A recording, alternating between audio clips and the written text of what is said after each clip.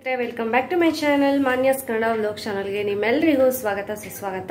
ಇವಾಗ ಬೆಳಗ್ಗೆಯಿಂದ vlog start ಮಾಡ್ತಾ ಇದ್ದೀನಿ. ನಾಳೆ ಊರಿಗೆ ಕೂಡ ಹೋಗಬೇಕು, ಹಾಗಾಗಿ ಫುಲ್ ಬ್ಯೂಸಿ ಡೇ ಇವತ್ತು ಬೆಳಗ್ಗೆ ಬ್ರೇಕ್ಫಾಸ್ಟ್ಗೆ ಚಪಾತಿ ಮಾಡ್ತಾ ಇದ್ದೀನಿ. ಆಲ್ರೆಡಿ ನಮ್ದೆಲ್ಲ ಆಯಿತು. ನಾನು ಮಾಲ್ಟ್ ಮಾಡಿಕೊಂಡೆ, ನಮ್ಮ ಮನೆಯವ್ರಿಗೆ ಚಪಾತಿ ಮಾಡಿಕೊಟ್ಟೆ. ಇವಾಗ ಸಣ್ಣಂಗೆ ಎದ್ದ ಮೇಲೆ ಬಿಸಿ ಬಿಸಿಯಾಗಿ ಮಾಡ್ಕೋಣ ಅಂತ ಅಂದ್ಕೊಂಡೆ.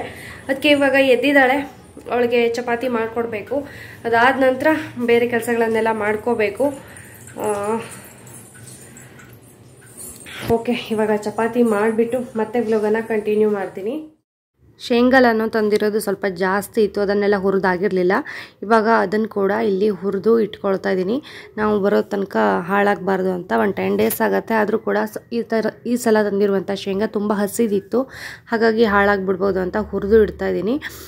ಮಾಮೂಲಿಯಾಗಿ ನಾನು ಬಂದ ತಕ್ಷಣವೇ ಹುರಿದು ಇಡ್ತೀನಿ, ಬಟ್ ಈ ಸತಿ ಆಗಿರಲಿಲ್ಲ. ಇವಾಗ ಮಾಡ್ತಾಯಿದ್ದೀನಿ. ಚಪಾತಿ ಎಲ್ಲ ಮಾಡಿ ಇಟ್ಟಿದ್ದೀನಿ. ಇವಾಗ ಒಂದಷ್ಟು ಕೆನೆಯನ್ನೆಲ್ಲ ಸ್ಟಾಕ್ ಮಾಡಿ ಇಟ್ಕೊಂಡಿದ್ದೆ, ಬೆಣ್ಣೆ ಮಾಡಬೇಕು ಅಂತ, ಬೆಣ್ಣೆ ತುಪ್ಪ ಮಾಡ್ಬೋದು ಅಂತ. ಇವಾಗ ಊರಿಗೆ ಹೋಗಬೇಕಲ್ವ, ಹಾಗಾಗಿ ಇದನ್ನು ಎಷ್ಟಾಗುತ್ತೋ ಅಷ್ಟೇ ಬೆಣ್ಣೆ ಮಾಡಿ ತುಪ್ಪ ಮಾಡಿಬಿಟ್ಟು ಹೋಗ್ತೀನಿ. ಇಲ್ಲಾಂತಂದರೆ ವಾಪಸ್ ಬರೋ ತನಕ ಸ್ಮೆಲ್ ಆಗಲ್ಲ ಫ್ರೀಝರಲ್ಲಿ ಇಟ್ಟರೆ, ಆದರೂ ಕೂಡ ಬೇಡ ಅಂತ ತುಪ್ಪನೇ ಮಾಡಿಬಿಟ್ಟು ಹೋಗೋಣ ಅಂತ ಇವಾಗ ಇದನ್ನು ಕೂಡ ಮಾಡ್ಕೊಳ್ತೀನಿ. ಇಷ್ಟೇ ಬೆಣ್ಣೆ ಆಗಿರೋದು, ಇಷ್ಟನ್ನೇ ಕರಗಿಸ್ತೀನಿ. ಊರಿಂದ ಬಂದು ಇನ್ನೂ 20 ಡೇಸ್ ಕೂಡ ಆಗಿಲ್ಲ, ಅಷ್ಟರೊಳಗೇ ಇಷ್ಟ ಆಗಿದೆ. ಮತ್ತು ನಾನು ಕಾಯಿಸಿದ್ರೆ ಮಾತ್ರ ಕಾಯಿಸಿ ಕೆನೆಲ್ಲ ಎತ್ತಿರ್ತೀನಿ. ನಮ್ಮ ಮನೆಯವ್ರು ಕಾಯಿಸಿದಾಗ ಹಾಗೇ ಹಾಕ್ಬಿಡ್ತಾರೆ, ಹಾಗಾಗಿ ಅದು ಕೂಡ ಸಿಗೋದಿಲ್ಲ ಕೆನೆ. ಈ ಸತಿ ಇಷ್ಟ ಆಗಿರೋದು, ಇಷ್ಟನ್ನೇ ಕರಗಿಸ್ಬಿಟ್ಟು ಇವಾಗ ಸ್ವಲ್ಪ ತುಪ್ಪ ಮಾಡಿ ಸ್ಟೋರ್ ಮಾಡಿ ಇಟ್ಟು ಹೋಗ್ತೀನಿ. ನೋಡಿ, ಇಷ್ಟು ತುಪ್ಪ ಆಗಿದೆ. ಆದರೂ ತುಂಬ ಚೆನ್ನಾಗಿರುವಂತಹ ಪರಿಮಳ ಭರಿತವಾಗಿರುವಂತಹ ರವೆ ತುಪ್ಪನೇ ಆಗಿದೆ. ಇದು ಸಾಕಾಗುತ್ತೆ, 1 ವಾರ ಅಂತೂ ಬರುತ್ತೆ ನಮಗೆ, ಅಷ್ಟಾಯಿತು. ಇವಾಗ ಎಲ್ಲ ಆಯಿತು. ಪಾತ್ರೆನೂ ಅವಾಗವಾಗ ಸ್ವಲ್ಪ ತೊಳ್ಕೊಳ್ತಾ ಇದ್ದೀನಿ. ಇನ್ನೊಂದಷ್ಟು ಇಲ್ಲಿ ಹರಡ್ಕೊಂಡಿದೆ. ಇಲ್ಲಿ ದೋಸೆಗೆ ರುಬ್ಬೋದಕ್ಕೆ ಇಟ್ಟಿದ್ದೀನಿ. ನಾಳೆ ಹೋಗ್ತೀವಿ ಅಂದರೂ ಕೂಡ ಯಾಕೆ ನೆನೆಸಿದ್ದಾರೆ ಅನ್ಕೋಬೋದು. ನಾಳೆ ಬೆಳಗ್ಗೆ ಟಿಫಿನ್ಗೆ ಇದನ್ನೇ ತಿನ್ಕೊಂಡೇ ಹೋಗೋಣ, ಸ್ವಲ್ಪ ಲೇಟಾಗಿ ಹೋಗೋದಾದರೆ. ಇಲ್ಲ ಅಂತಂದರೆ ಮಾಡಿ ಹಾಟ್ ಬಾಕ್ಸಲ್ಲಿ ಹಾಕ್ಕೊಂಡು ಹೋಗೋಣ ಅಂತ ಅಂದ್ಕೊಂಡಿದ್ದೀನಿ. ಇವಾಗ ಜೊತೆಗೇ ಅಡುಗೆ ಕೂಡ ರೆಡಿ ಆಗ್ತಾ ಇದೆ. ಚಪಾತಿ ಮಾಡಿದ್ನಲ್ವ ಬೆಳಗ್ಗೆ, ಅದೇ ಇದೆ ಮಧ್ಯಾಹ್ನಕ್ಕೆ. ಸ್ವಲ್ಪ ಅನ್ನ ಮಾಡ್ತೀನಿ, ಅನ್ನ ಮೊಸರು ಅಷ್ಟೇ. ಚಪಾತಿಗೆ ಒಂದು ಸಾಂಬಾರು ಅಥವಾ ಬಾಜಿ ಥರ ಮಾಡೋಣ ಅಂತ ಕುಕ್ಕರಲ್ಲಿ ಬೇಳೆ, ನವಲ್ಕೋಲು, ಹಾಗೆಯೇ ಆಲೂಗಡ್ಡೆ ಎಲ್ಲವೂ ಕೂಡ ಬೇಯಿಸ್ಕೊಂಡಿದ್ದೀನಿ. ವಿಸಿಲ್ ಆಗಿದೆ, ಇನ್ನು ಸ್ಟೀಮ್ ಇಳಿಬೇಕಷ್ಟೇ. ಇದು ಹೊಸ ಕುಕ್ಕರು, ಚಿಕ್ಕದು, ಇಂಥದಕ್ಕೆಲ್ಲ ಉಪಯೋಗ ಆಗುತ್ತೆ ನನಗೆ. ಇಲ್ಲಿ ಇವಾಗ ಒಗ್ಗರಣೆ ಮಾಡ್ಕೊಳ್ತಾ ಇದ್ದೀನಿ. ಪಟ ಮಾಡ್ಕೊಳ್ಳೋಣ. ಗ್ರೇವಿ ಅಥವಾ ಬಾಜಿನ ತುಂಬ ಸಿಂಪಲಾಗಿ ಮಾಡ್ಬೋದು. ಬನ್ನಿ ಯಾವ ರೀತಿ ಮಾಡೋದು ಅಂತ ಪಟ್ಟಂತ ತೋರಿಸ್ತೀನಿ. ಒಂದು ಕಡಾಯಿಗೆ ಸ್ವಲ್ಪ ಎಣ್ಣೆ ಹಾಕ್ಕೊಂಡಿದ್ದೀನಿ. ಹಾಗೆಯೇ ಎಣ್ಣೆ ಬಿಸಿ ಆದ ನಂತರ ಇದಕ್ಕೆ ಡೈರೆಕ್ಟಾಗಿ 2 ಈರುಳ್ಳಿನ ಈ ರೀತಿ ಸ್ಲೈಸಸ್ ಮಾಡಿ ಹಾಕ್ಕೊಳ್ತಾ ಇದ್ದೀನಿ. ಈರುಳ್ಳಿ ಚಿಕ್ಕದಾಗಿ ಬೇಕಿದ್ರೂ ನೀವು ಕಟ್ ಮಾಡಿ ಹಾಕ್ಕೋಬೋದು. ನಾನು ಈ ರೀತಿ ಸ್ಲೈಸ್ ಮಾಡಿ ಹಾಕ್ಕೊಂಡಿದ್ದೀನಿ. ಈರುಳ್ಳಿನ ಎಣ್ಣೆಯಲ್ಲಿ ಚೆನ್ನಾಗಿ ಹುರ್ಕೊಳ್ಬೇಕಾಗತ್ತೆ. ಒಂದು 2 ರಿಂದ 3 ನಿಮಿಷ ನಾನು ಇದನ್ನು ಹುರ್ಕೊಳ್ತೀನಿ. ಆಲ್ರೆಡಿ ಕುಕ್ಕರಲ್ಲಿ ಬೇಳೆ, ನವಲ್ಕೋಸು, ಹಾಗೆಯೇ ಆಲೂಗಡ್ಡೆ, ಟೊಮೆಟೊ ಇಷ್ಟನ್ನು ಬೇಯೋದಕ್ಕೆ ಹಾಕಿದ್ದೀನಿ. ಸ್ವಲ್ಪ ಉಪ್ಪು, ಬೆಲ್ಲ, ಅರಿಶಿನ ಹಾಕಿಬಿಟ್ಟು ಇವಾಗ ಇಲ್ಲಿ ಈರುಳ್ಳಿ ಫ್ರೈ ಆಗಿದೆ. ಇದಕ್ಕೆ ಒಂದು ಅರ್ಧ ಕ್ಯಾಪ್ಸಿಕಮನ್ನು ಕಟ್ ಮಾಡಿ ಹಾಕ್ಕೊಂಡಿದ್ದೀನಿ. ತುಂಬ ದೊಡ್ಡ ಕ್ಯಾಪ್ಸಿಕಮ್ ಆಗಿತ್ತು, ಹಾಗಾಗಿ ಅರ್ಧ ಹಾಕಿದ್ದೀನಿ. ಇದನ್ನು ಬೇಳೆ ಜೊತೆ ಹಾಕಿದ್ರೆ ತುಂಬ ಮೆತ್ತಗಾಗುತ್ತೆ ಅಂತ ಇಲ್ಲಿ ಆ್ಯಡ್ ಮಾಡ್ತಾ ಇದ್ದೀನಿ ಕ್ಯಾಪ್ಸಿಕಮನ್ನು. ಇವಾಗ ಸ್ವಲ್ಪ ಅರಿಶಿನ ಸೇರಿಸ್ಬಿಟ್ಟು ಇನ್ನೊಂದು ನಿಮಿಷಗಳ ಕಾಲ ಇಲ್ಲೇ ಹುರ್ಕೊಳ್ತೀನಿ. ಈರುಳ್ಳಿ ಮತ್ತು ಕ್ಯಾಪ್ಸಿಕಮನ್ನು ಈ ರೀತಿ ಎಣ್ಣೆಯಲ್ಲಿ ಹುರ್ಕೊಂಡಾದಮೇಲೆ ಇದಕ್ಕೆ ಮಸಾಲೆ ಸೇರಿಸ್ಕೊಳ್ತಾ ಇದ್ದೀನಿ. ಮಸಾಲೆ ಏನೂ ಇಲ್ಲ ಸ್ನೇಹಿತರೆ, ನಾನು ಇದಕ್ಕೆ ತೆಂಗಿನಕಾಯಿ, ಹಾಗೆಯೇ ನಾನು ಮನೆಯಲ್ಲೇ ಮಾಡಿರುವಂತಹ ಮಸಾಲ ಖಾರದ ಪುಡಿ, ಹಾಗೆಯೇ ಒಂದು 3 ಲವಂಗ ಇಷ್ಟನ್ನೇ ಸೇರಿಸಿರುವಂಥದ್ದು. ಮತ್ತು ಅದನ್ನು ಬಿಟ್ಟು ಬೇರೆ ಏನೂ ಹಾಕಿಲ್ಲ. ಆದರೆ ಈ ಮಸಾಲೆನ ಈರುಳ್ಳಿ ಮತ್ತು ಕ್ಯಾಪ್ಸಿಕಮ್ ಜೊತೆ ಚೆನ್ನಾಗಿ ಒಂದು 3 ನಿಮಿಷ ಹುರ್ಕೊಳ್ತೀನಿ. ಇದರಿಂದ ಕೂಡ ಫ್ಲೇವರ್ ಚೇಂಜ್ ಆಗುತ್ತೆ. ಈ ರೀತಿ ಮಸಾಲೆ ಹುರ್ಕೊಂಡ್ರೆ ಒಂಥರ ಆಗುತ್ತೆ, ಹುರ್ಕೊಳ್ಳೋದೆ ಡೈರೆಕ್ಟಾಗಿ ಹಾಕಿದ್ರೆ ಇನ್ನೊಂದು ಥರ ಆಗುತ್ತೆ. ಇವಾಗ ಈ ರೀತಿ ಒಂದು 2 ರಿಂದ 3 ನಿಮಿಷಗಳ ಕಾಲ ಚೆನ್ನಾಗಿ ಹುರ್ಕೊಳ್ತೀನಿ. ಎಣ್ಣೆ ಮೇಲ್ಗಡೆ ಬರೋ ತನಕ ನಾನು ಇವತ್ತು ಬಿಟ್ಟಿಲ್ಲ, ಆದರೂ ಕೂಡ ಟೇಸ್ಟ್ ಡಿಫ್ರೆಂಟ್ ಆಗಿತ್ತು, ತುಂಬ ಚೆನ್ನಾಗಿತ್ತು. ಅದಕ್ಕೋಸ್ಕರ ನಿಮ್ಮ ಜೊತೆ ಕೂಡ ಶೇರ್ ಮಾಡ್ತಾ ಇದ್ದೀನಿ. ಇವಾಗ 3 ನಿಮಿಷ ಆದಮೇಲೆ ಮಿಕ್ಸಿ ಜಾರ್ಗೆ ಒಂದು ಸ್ವಲ್ಪ ನೀರನ್ನು ಹಾಕಿಬಿಟ್ಟು ಇದಕ್ಕೆ ಹಾಕಿದ್ದೀನಿ. ಹಾಗೆ ಬೇಯಿಸಿಟ್ಕೊಂಡಿರುವಂತಹ ಬೇಳೆ, ಹಾಗೆಯೇ ಆಲೂಗಡ್ಡೆ, ನವಲ್ಕೋಸು, ಟೊಮೆಟೊ ಇವೆಲ್ಲವನ್ನು ಕೂಡ ಸೇರಿಸ್ಕೊಳ್ತಾ ಇದ್ದೀನಿ. ನಾನು ಇವತ್ತು ಹೆಸರುಬೇಳೆ ಉಪಯೋಗಿಸ್ಕೊಂಡಿದ್ದೀನಿ, ಸ್ವಲ್ಪ ಬೇಗ ಆಗುತ್ತೆ ಮತ್ತು ತಂಪು ಅನ್ನೋದಕ್ಕೋಸ್ಕರ. ಇವಾಗ ಚೆನ್ನಾಗಿ ಇನ್ನೊಮ್ಮೆ ಮಿಕ್ಸ್ ಮಾಡಿಕೊಂಡ್ರೆ ಆಯಿತು. ಇದಕ್ಕೆ ರುಚಿಗೆ ತಕ್ಕಷ್ಟು ಉಪ್ಪನ್ನು ಸೇರಿಸ್ಕೊಳ್ತಾ ಇದ್ದೀನಿ. ನಾನು ತರಕಾರಿ ಬೇಯುವಾಗ ಕೂಡ ಒಂಚೂರು ಹಾಕಿದ್ದೆ, ಇವಾಗ ಕೂಡ ಸ್ವಲ್ಪ ಹಾಕ್ತಾಯಿದ್ದೀನಿ. ಹಾಗೆಯೇ ಕಸೂರಿ ಮೇಥಿಯನ್ನು ಹಾಕ್ಕೊಳ್ತಾ ಇದ್ದೀನಿ. ಇದು ಕೂಡ ಫ್ಲೇವರ್ ತುಂಬ ಚೆನ್ನಾಗಿ ಬರುತ್ತೆ. ಇವಾಗ ಚೆನ್ನಾಗಿ ಮಿಕ್ಸ್ ಮಾಡಿಬಿಟ್ಟು ಕುದಿಸಿದ್ರೆ ಸಿಂಪಲ್ ಆಗಿರುವಂತಹ ಗ್ರೇವಿ ರೆಡಿ ಆಗುತ್ತೆ. ಬಟ್ ಟೇಸ್ಟ್ ಅಂತೂ ತುಂಬ ಚೆನ್ನಾಗಿರುತ್ತೆ, ಚಪಾತಿ ಜೊತೆಗೆ, ದೋಸೆ ಜೊತೆಗೆ ಎಲ್ಲ. ಒಮ್ಮೆ ಖಂಡಿತವಾಗ್ಲೂ ಟ್ರೈ ಮಾಡಿ ನೋಡಿ. ಇವಾಗ ಚೆನ್ನಾಗಿ ಕುದಿ ಬರ್ತಾ ಇದೆ. ಇದೇ ರೀತಿಯಾಗಿ ಇನ್ನೊಂದು ಸ್ವಲ್ಪ ಹೊತ್ತು ಕೂದಿಸ್ಕೊಳ್ತೀನಿ. ನಾನು ಆಲ್ರೆಡಿ ಮಸಾಲೆನೂ ಹುರಿದಿದ್ದೀನಿ, ಹಾಗೆಯೇ ಬೇಳೆ ಕೂಡ ಬೆಂದಿರುವಂಥದ್ದೇ, ಕುಕ್ಕರಲ್ಲಿ ವಿಸಿಲ್ ಆಗಿರುವಂಥದ್ದೇ. ಆದರೂ ಕೂಡ ಒಂದು ಇದ್ರ ಜೊತೆ ಮಿಕ್ಸ್ ಮಾಡಿಬಿಟ್ಟು ಎಲ್ಲನೂ ಕಂಬೈಂಡ್ ಆಗಲಿ ಅನ್ನೋದಕ್ಕೋಸ್ಕರ ಒಂದು 5 ನಿಮಿಷ ಕೂದಿಸ್ಕೊಳ್ತೀನಿ ಚೆನ್ನಾಗಿ. ಮಸಾಲೆ ಎಲ್ಲ ಎರಡೂ ಕೂಡ ಮಿಕ್ಸ್ ಆಗಿ ಚೆನ್ನಾಗಾಗುತ್ತೆ. ನೋಡಿ ಚೆನ್ನಾಗಿ ಕುದೀತಾ ಇದೆ. ಇವಾಗ ಸ್ಟೋವನ್ನು ಆಫ್ ಮಾಡಿಬಿಟ್ಟು ಮೇಲ್ಗಡೆಯಿಂದ ಕೊತ್ತಂಬರಿ ಸೊಪ್ಪು ಹಾಕಿದ್ರೆ ರುಚಿಯಾದಂತಹ ಸಿಂಪಲ್ ಆಗಿರುವಂತಹ ಗ್ರೇವಿ ರೆಡಿ ಆಗುತ್ತೆ. ಮಿಕ್ಸ್ಡ್ ವೆಜಿಟೇಬಲ್ ಗ್ರೇವಿ ಅಂತ ಕೂಡ ನೀವು ಇದನ್ನು ಹೇಳ್ಬೋದು. Very simple. ಒಮ್ಮೆ ಖಂಡಿತವಾಗ್ಲೂ ಟ್ರೈ ಮಾಡಿ ನೋಡಿ. ಖಂಡಿತವಾಗ್ಲೂ ನೀವು ಕೂಡ ಇಷ್ಟಪಟ್ಟೇ ಪಡ್ತೀರಾ. ಮಾಡಿದ್ರೆ ಹೇಗಾಗಿತ್ತು ಅಂತ ಕಾಮೆಂಟ್ ಮೂಲಕ ತಿಳಿಸಿ. ಇದ್ರ ಜೊತೆ ನಾನು ಚಪಾತಿ ಮಾಡಿದ್ದೆ. ಮುಂಚೆ ಕೆಲವೊಂದಷ್ಟು ಬಟ್ಟೆಗಳನ್ನು ಶಾಪಿಂಗ್ ಮಾಡೋಣ ಅಂತ ಅಂದ್ಕೊಂಡಿದ್ವಿ, ಹಾಗಾಗಿ ಹೋಗಿದ್ವಿ. ಇವಾಗ ಏನೆಲ್ಲ ತೊಗೊಂಡು ಬಂದೆ ಅನ್ನೋದನ್ನು ಕ್ವಿಕ್ಕಾಗಿ ನಿಮ್ಮ ಜೊತೆ ಕೂಡ ಶೇರ್ ಮಾಡ್ತೀನಿ. ಈ ಸತಿ ಆಲ್ಮೋಸ್ಟ್ ತೊಗೊಂಡಿರೋದೆಲ್ಲ ಪ್ಯಾಂಟ್ಸ್ ಇದೆ, ಅದು ಜೀನ್ಸ್ ಪ್ಯಾಂಟ್ಸ್ ತೊಗೊಂಡಿದ್ದೀನಿ. ಲೆಗಿನ್ಸ್ಗಿಂತ ಮಕ್ಕಳಿಗೆ ಇದು ಚೆನ್ನಾಗಿ ಬರಬಹುದು ಅನ್ನೋದಕ್ಕೋಸ್ಕರ ಎಷ್ಟು ಲೆಗಿನ್ಸ್ ತೊಗೊಂಡ್ರೂ ಕೂಡ ಬೇಗ ಹರಿದೋಗುತ್ತೆ. ಹಾಗಾಗಿ ಈ ಸತಿ ಜೀನ್ಸ್ ತೊಗೊಂಡು ಟ್ರೈ ಮಾಡೋಣ ಅಂತ ಅಂದ್ಕೊಂಡಿದ್ದೀನಿ.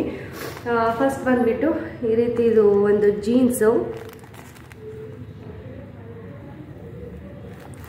ಇದು ಬಂದುಬಿಟ್ಟು ಸ್ತುತಿಗೆ. ಆ್ಯಕ್ಚುಲಿ ಸನಗಿಂತ ಸ್ತುತಿ ಸಣ್ಣ ಇದ್ದಾಳೆ, ಹಾಗಾಗಿ ಅವಳಿಗೆ ಬರುತ್ತೆ ಆಗಬಹುದು ಅಂತ ಅಂದ್ಕೊಂಡು ತೊಗೊಂಡಿದ್ದೀನಿ. ಸ್ಟ್ರೆಚೇಬಲ್ ಇದೆ ಇದು ಫುಲ್ಲು, ಹಾಗಾಗಿ ಇದನ್ನು ತೊಗೊಂಡಿದ್ದೀನಿ ಸ್ತುತಿಗೆ. ಅವ್ರ ಹತ್ರ ಹೇಳಿದ್ದೀನಿ ಒಂದು 15 ಡೇಸ್ ಟೈಮ್ ಬೇಕು, ಬೈ ಚಾನ್ಸ್ ಆಗಿಲ್ಲ ಅಂತಂದರೆ ಎಕ್ಸ್ಚೇಂಜ್ ಮಾಡ್ತೀನಿ ಅಂತ ಹೇಳಿದ್ದೀನಿ. ಹಾಗಾಗಿ ಇದನ್ನು ಒಂದು ಸ್ತುತಿಗೋಸ್ಕರ ತೊಗೊಂಡಿದ್ದೀನಿ. ಸ್ತುತಿಗೆ 28 ಸೈಜದು ತೊಗೊಂಡಿದ್ದೀನಿ.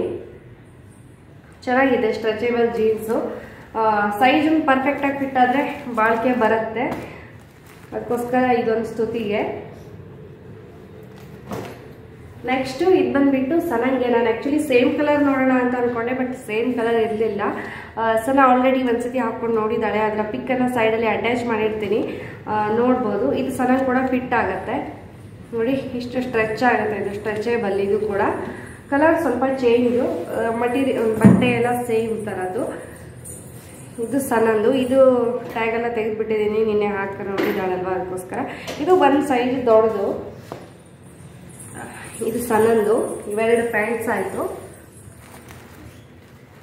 ನೆಕ್ಸ್ಟ್ ನಾನು ಕೂಡ ಒಂದು ಪ್ಯಾಂಟ್ ತೊಗೊಳ್ಳೋಣ ಅಂತ ತಗೊಂಡೆ. ಆಲ್ಮೋಸ್ಟ್ ತೊಗೊಂಡೇ ಇರಲಿಲ್ಲ.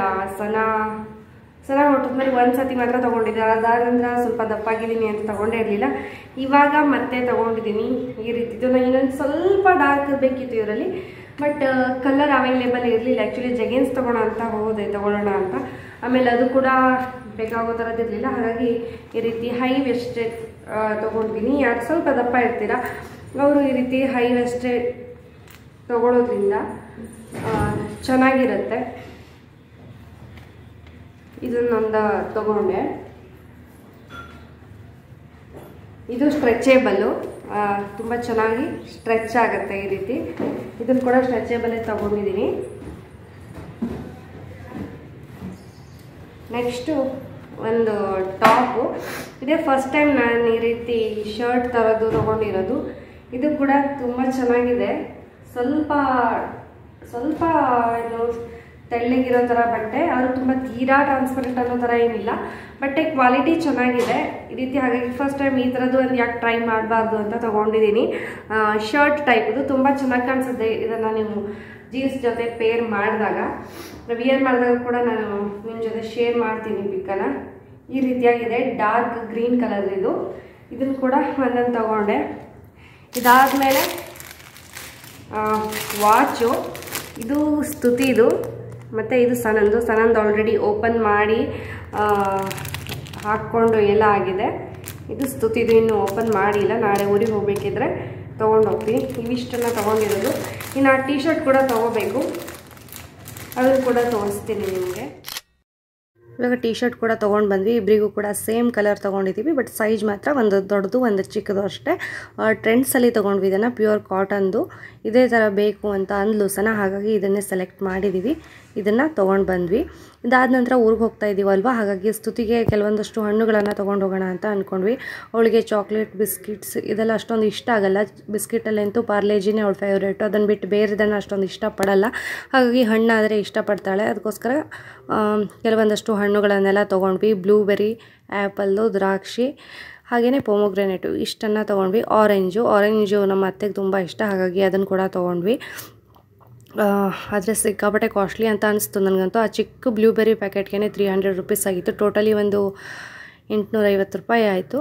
ಇವಿಷ್ಟನ್ನು ಫ್ರೂಟ್ಸನ್ನೆಲ್ಲ ತೊಗೊಂಡಿದ್ದೀವಿ. ಇದನ್ನು ಇವಾಗ ಚೆನ್ನಾಗಿ ಪ್ಯಾಕ್ ಮಾಡಿಕೊಳ್ಬೇಕು. ಆಯಿತು ಊಟ. ಅಂದರೆ ನಾನು ದೋಸೆ ಹಿಟ್ಟು ರುಬ್ಬಿದ್ನಲ್ವ, ರಾತ್ರಿಗೂ ಅದನ್ನೇ ಮಾಡಿದೆ.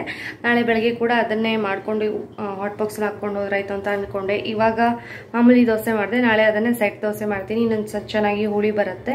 ಇನ್ನು ಕೆಲವೊಂದಷ್ಟು ಪಾತ್ರೆಗಳನ್ನೆಲ್ಲ ತೊಳೆದು ಇಲ್ಲಿ ಕ್ಲೀನ್ ಮಾಡ್ಕೊಳ್ಬೇಕು. ಹಾಗೆಯೇ ಹೊರಗಡೆ ಹೋಗಿದ್ವಿ, ಕೆಲವೊಂದಷ್ಟು ಲಾಸ್ಟ್ ಮಿನಿಟ್ ಶಾಪಿಂಗ್ ಬಾಕಿ ಇತ್ತು. ಹಾಗಾಗಿ ಇವಾಗ ಪ್ರಾಪರಾಗಿ ಎಲ್ಲವನ್ನು ನೀಟಾಗಿ ಪ್ಯಾಕ್ ಮಾಡಿಕೊಂಡು ಹೊರಡಬೇಕು. ಅದಕ್ಕಿಂತ ಮುಂಚೆ ಈ ವಿಡಿಯೋ ಕೂಡ ನನಗೆ ಎಡಿಟ್ ಮಾಡಿ ಹೋಗಬೇಕು. ಹಾಗಾಗಿ ಇವತ್ತಿನ ಬ್ಲಾಗನ್ನು ನಾನು ಇಲ್ಲಿಗೆ ಎಂಡ್ ಮಾಡ್ತಾ ಇದ್ದೀನಿ. ಸ್ನೇಹಿತರೆ, ವಿಡಿಯೋ ಇಷ್ಟ ಆದರೆ ಲೈಕ್ ಮಾಡಿ, ಕಾಮೆಂಟ್ ಮಾಡಿ, ಹಾಗೆ ಹೆಚ್ಚು ನಿಮ್ಮ ಫ್ರೆಂಡ್ಸ್ ಆ್ಯಂಡ್ ಫ್ಯಾಮಿಲಿ ಜೊತೆ ಶೇರ್ ಮಾಡಿ. ಸಬ್ಸ್ಕ್ರೈಬ್ ಆಗದೆ ನೋಡ್ತಾ ಇರೋರು ಸಬ್ಸ್ಕ್ರೈಬ್ ಮಾಡ್ಕೊಂಡು ನೋಡಿ. ಇದು ಯಾವುದಕ್ಕೂ ಕೂಡ ನಿಮಗೆ ಚಾರ್ಜಸ್ ಸಪ್ಲೈ ಆಗೋದಿಲ್ಲ. ಮತ್ತು ನನ್ನ ಮುಂದಿನ ವಿಡಿಯೋನಲ್ಲಿ ಸಿಗ್ತೀನಿ ಸ್ನೇಹಿತರೆ. ಅಲ್ಲಿವರೆಗೂ ನಮಸ್ಕಾರ. Thanks for watching.